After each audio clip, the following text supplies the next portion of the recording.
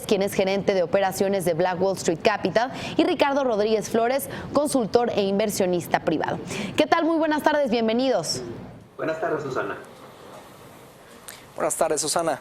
Pues bueno, el precio del petróleo se encuentra en mínimos del año. ¿Qué impacto creen que tenga en la bolsa local? ¿Se podría recuperar en la segunda mitad del año? Hablamos principalmente de un activo que está descorrelacionado. No totalmente, pero sí en gran medida con respecto al mercado bursátil. Estamos a casi 1000 puntos del máximo histórico del IPC y nos encontramos en el mínimo del año del precio del petróleo. Incluso hoy de manera intradía rompió el mínimo de noviembre de 2016. Es preocupante la sobreoferta que existe a nivel internacional de crudo. Lo podemos ver en las estadísticas donde los países pertenecientes a la OPEP no están respetando los niveles de extracción, más bien de producción de petróleo. Países muy influyentes como Libia, que están en sus niveles máximos de producción, más plataformas, más extracciones de petróleo, y no quiere decir que el mercado, como está descorrelacionado, no le pegan estos datos duros. Por supuesto que al mercado bursátil dentro de la sesión de remate les afecta estos datos duros, tanto que vimos por la mañana que el sector energético del S&P se encontraba en su nivel de peso dentro del S&P más bajo desde el 2004, y esto es preocupante. Entonces vemos que los inversionistas, bueno, también la mezcla mexicana de exportación ya rompió el piso de $40, entonces los inversionistas comienzan a refugiarse en el dólar, que es lo que ha pasado en las últimas jornadas.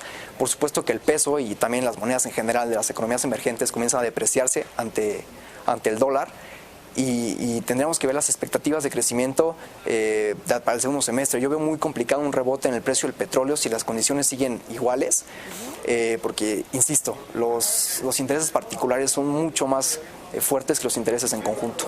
¿Y qué opinas al respecto, Ricardo? Bueno, Susana, nuevamente estoy en desacuerdo con los analistas del sell side o con los institucionales como los conocemos. Hay que recordar que en abril pasado, tanto Citigroup como HSBC veían el petróleo en $60 por barril, dado que esperaban un impacto positivo de los recortes de la OPEP. Y la evidencia, pues no mucho tiempo después, los ha señalado como equivocados. Ahora dicen que no hay una correlación entre el precio del petróleo y el precio del dólar.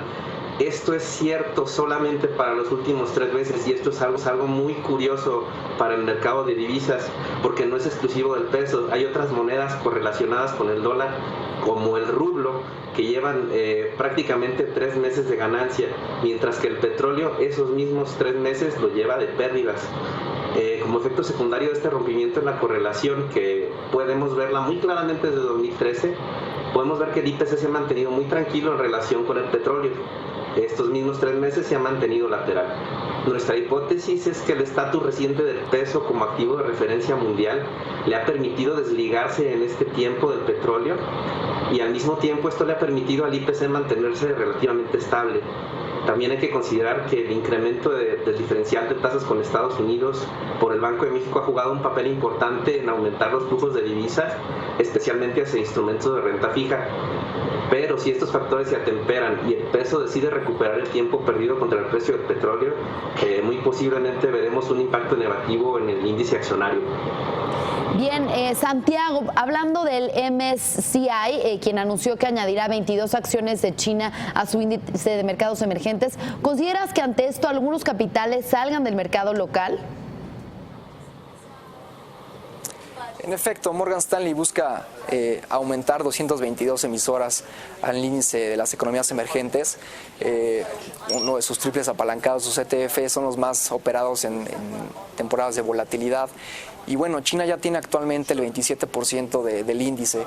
Con esto esperan aumentar 0.73% su participación en la muestra. Y lejos de pensar en una salida de capitales, yo creo que es un impulso a las economías emergentes.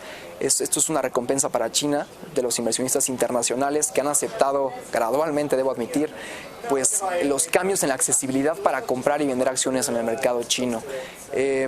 Tendremos que tener en mira 2 puntos muy importantes. Uno debe ser la relación China-Estados Unidos, aquí al rebalanceo, que es a finales de agosto, y también cuáles serían los cambios dentro del rebalanceo del índice de las economías emergentes de Morgan Stanley para México, ¿no? Si aumentamos participación, si reducimos y sobre todo en qué emisoras.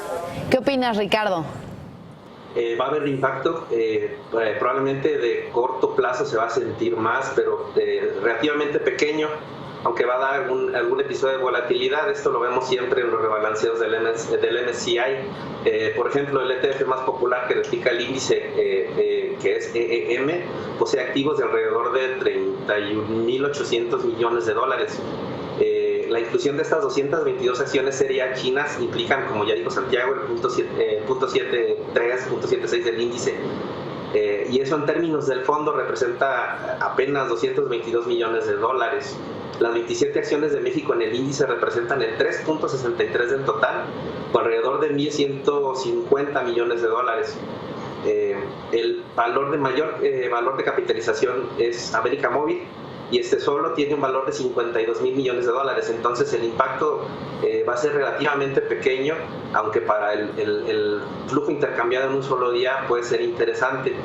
Para lo que tenemos que tener en cuenta estos rebalanceos o estos cambios en las muestras es para el largo plazo, ya que mayores incrementos en las ponderaciones de activos chinos sobre el tiempo involucran bajas en los flujos para otros terceros países, como en este caso México. Bien, finalmente, Santiago, el dólar peso se encuentra por arriba del psicológico de los 18 pesos. ¿Qué impacto has observado de la volatilidad reciente de nuestra moneda en la renta variable? De entrada, todas las emisoras del SIC consolidan un aumento acumulado de más de 1.5% en estas últimas 2 o 3 jornadas. El impacto en la bolsa no ha sido pues el esperado. Hay emisoras que les podría beneficiar el tipo de cambio alto. Te hablo de aeropuertos, de aerolíneas, Gruma, y este cambio en el precio de la acción no se ha visto reflejado en la medida en que el tipo de cambio ha aumentado, ¿no? Este aumento de casi 2% del tipo de cambio no se ha visto reflejado definitivamente en los precios de bolsa. Y esto porque el tipo de cambio pues sigue consolidando su tendencia, lo platicamos la semana pasada. Para hablar de una tendencia tenemos que ver el comportamiento unas 2 o 3 semanas más, donde aquí rebotó en el nivel de Fibonacci, en alrededor de las 17.91 unidades, y habrá que ver el comportamiento en las siguientes, pues quiero pensar a partir de mañana, en las siguientes dos semanas, la primera quincena de julio, a ver cómo se comporta, porque si el Banjico mañana eleva sus 25 puntos bases esperados, yo quiero pensar que se apresaría el tipo de cambio de la moneda mexicana y estamos cotizando en los 18 bajos. Entonces, esa es mi perspectiva. La bolsa no se ha visto muy afectada por el tipo de cambio, esta trepada de casi 40 centavos, entonces tenemos que esperar el alza de Banjico de mañana. ¿Tú qué impacto has observado, Ricardo? Bueno, no hay un impacto en la correlación porque, como se ha dicho, bueno, para empezar, el tipo de activo implica un mayor nivel de volatilidad cuando nos hablamos de moneda que cuando hablamos de activos como los índices o como las acciones. Y definitivamente el IPC le afectó la volatilidad reciente del tipo de cambio. El peso pasó 4 días con movimientos de más del 1.3 al alza y a la baja, entre 17.90 y 18.15. Y el IPC tuvo movimientos intradía también en el rango de 1% entre máximos y mínimos. Esto sin duda es un cambio significativo en la tendencia de mediano plazo que habían tenido ambos activos a desvincularse. Como mencionamos cuando analizamos el impacto del precio del petróleo, el índice de precios y cotizaciones se ha mantenido 3 meses estable y dentro de rango, mientras que el peso ha visto una ganancia de más del 7% a pasar de 19.29 hasta 17.89. Que la volatilidad en el tipo de cambio se refleje en un alto grado de correlación con el IPC sugiere un cambio en la tendencia divergente de mediano plazo. Yo por lo tanto estimo altamente probable esperar una mayor correlación de mediano plazo en los movimientos de ambos.